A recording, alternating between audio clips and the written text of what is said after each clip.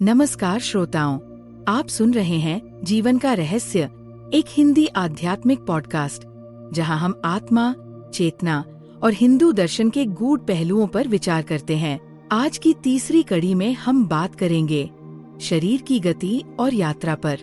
देह, मन और चेतना हमारे जीवन का आधार है और यही हमें आत्मज्ञान की दिशा में ले जाते हैं। इस पॉडकास्ट के निर्माता और मार्गदर्शक है दीपक कांडे, जो ओंटारियो, कनाडा से हैं। वे हर विषय को गहराई से चुनते हैं और आत्मिक दृष्टिकोण से संवाद को आकार देते हैं। तो चलिए शुरू करते हैं जीवन का रहस्य की इस तीसरी आध्यात्मिक यात्रा को। नमस्कार। आज हम एक बहुत गहरे विषय पे बात करने वाले हैं जी। चेतना और हमारे अस्तित्व की जो अलग अलग परतें हैं, स्वामी सुदर्शन जी के विचारों के आधार पर। हाँ, उनके विचार इस पर काफी रोशनी डालते हैं। बिल्कुल। तो अक्सर हम सोचते हैं कि हम बस ये शरीर हैं, ये जो दिखता है, लेकिन ऐसा नहीं है ना, इसके परे भी बहुत कुछ है। हाँ, कई और स्तर हैं, सूक्ष्म शरीर जिन्हें कहते हैं। तो आज का हमारा मकसद यही है कि इन अलग अलग शरीरों को थोड़ा समझें, ये काम कैसे करते हैं, और हमारी भावनाएं जैसे गुस्सा है, प्यार है, ये सब इनसे कैसे जुड़ी हैं। हाँ, और क्या चेतना के और ऊंचे स्तरों तक पहुंचने का कोई रास्ता है? चलिए इसी की पड़ताल करते हैं। जरूर। तो श्रुत बताते हैं कि ये जो भौतिक शरीर है, इसके परे सूक्ष्म शरीर हैं, और फिर तीसरा शरीर जिसे एस्ट्रल बॉडी भी कहा गया है, वो तो और भी ज्यादा सूक्ष्म है। जी, उसकी गति बहुत महीन है। तो पहले इन तीन शरीरों को ही ले लेते हैं ना। पहला तो ये अपना स्थूल शरीर हो गया। हाँ, फिजिकल बॉडी। हाँ, दूसरा कौन सा है? भाव शरीर। जी, दूसरा है भाव शरीर, इमोशनल बॉडी कह सकते हैं। और तीसरा है सूक्ष्म या एस्ट्रल शरीर। और हर अगला शरीर पिछले वाले से ज्यादा सूक्ष्म, ज्यादा महीन होता जाता है। बिल्कुल, उनकी फ्रीक्वेंसी, उनकी वाइब्रेशन अलग है। हाँ, एक बात यहाँ ये भी कही गई है कि दूसरे शरीर को अनुभव किए बिना तीसरे तक पहुंचना मतलब लगभग नामुमकिन सा है। हाँ, ये बात गौर करने वाली है। तुलना बड़ी अच्छी दी है। जैसे दूसरा शरीर तो बगल वाला पड़ोसी है। हाँ। जिसकी आवाज शायद कभी कभार आ भी जाए दीवार के पार से। हाँ। पर तीसरा शरीर, वो तो उसके भी बाद वाला पड़ोसी है, उससे तो कोई संपर्क ही नहीं, कोई खबर नहीं मिलती। दूरी ज्यादा है, सूक्ष्मता ज्यादा है। और यहीं से मुझे लगता है भावनाओं की बात दिलचस्प हो जाती है। हाँ बिल्कुल, क्योंकि ये जो भावनाएं हैं, क्रोध, प्रेम, घृणा, ये असल में कहाँ से शुरू होती हैं? कहाँ से? ये तीसरे शरीर से, सूक्ष्म शरीर से। वहां ये सिर्फ तरंगे होती हैं, वेव्स। अच्छा, सिर्फ तरंगे? हाँ, सिर्फ तरंगे। जब ये तरंगे दूसरे शरीर यानी भाव शरीर के संपर्क में आती हैं, तब वो भाव बनती हैं, एहसास, फीलिंग। अच्छा। और फिर जब ये भाव पहले शरीर यानी हमारे स्थूल शरीर तक पहुंचता है, तब वो क्रिया बन जाता है, एक्शन। जैसे गुस्सा आया तो वो पहले तरंग थी, फिर भाव बना, और फिर शायद हमने चिल्ला दिया या कुछ तोड़ दिया, वो क्रिया हो गई। मतलब हम जो गुस्सा दिखाते हैं या प्यार दिखाते हैं, वो असल में क्रिया है। उसके पहले वो भाव शरीर में महसूस हो चुका होता है। बिल्कुल, क्रिया से ठीक पहले वो भाव शरीर में मौजूद होता है। तो क्या उसे वहीं पकड़ा जा सकता है, रोका जा सकता है? देखिए, अगर सिर्फ रोका, दबाया, तो वो दमन होगा, और दमन से हम जानते हैं चीजें और बिगड़ती हैं। हाँ, वो तो है। असली समझ या जागरूकता तब आती है जब हम भाव शरीर में जाग जाएं, सचेत हो जाएं, और उस तरंग का पीछा करें।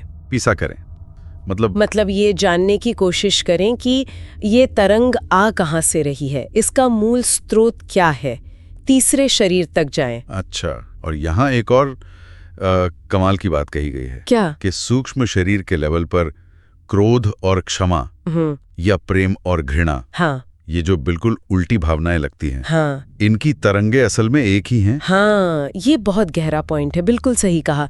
उनके अनुसार मूल तरंग में कोई फर्क नहीं, फर्क सिर्फ संघात का है।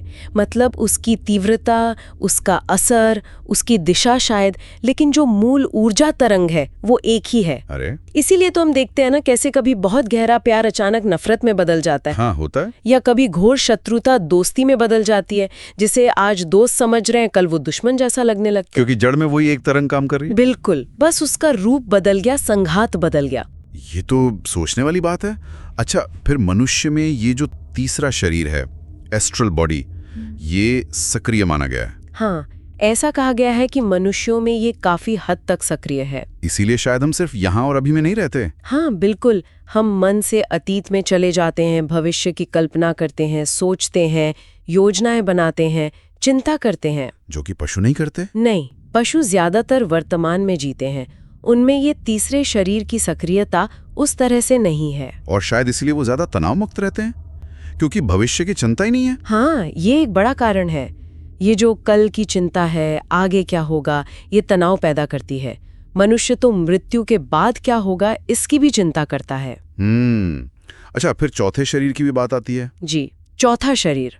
कहा गया है कि ये कुछ ही लोगों में सक्रिय होता है, और अगर ये सक्रिय हो तो मृत्यु के बाद अशरीरी अस्तित्व संभव है। हाँ, लेकिन यहाँ एक बहुत बहुत महत्वपूर्ण भेद बताया गया है। क्या? अगर चौथा शरीर सक्रिय तो हो, पर व्यक्ति में चेतना ना हो, जागरूकता ना हो, वो अचेतन अवस्था में हो, तो वो प्रेत योनि कहलाती है। और ये स्थिति मतलब अच्छी नहीं मानी गई। ये भटकने वाली कष्टकारी अवस्था हो सकती है, अपने लिए भी और दूसरों के लिए भी। अच्छा। और अगर चेतना हो तो, अगर सक्रियता के साथ पूरी चेतना हो, होश हो, जागरूकता हो, तब वही अवस्था देव योनि कहलाती है। देव योनि। हाँ, और ये कल्याणकारी है। चेतना हमेशा लाभ पहुंचाती है, अचेतनता नुकसान। और फिर पांचवा शरीर? पांचवा है आत्मा शरीर। और यहाँ बात और साफ हो जाती है। यहाँ सक्रियता और सजगता ये दो अलग चीजें नहीं हैं। मतलब आत्मा का स्वभाव ही होश है, जागरूकता है। तो पांचवें शरीर के स्तर पर बेहोशी का सवाल ही नहीं उठता।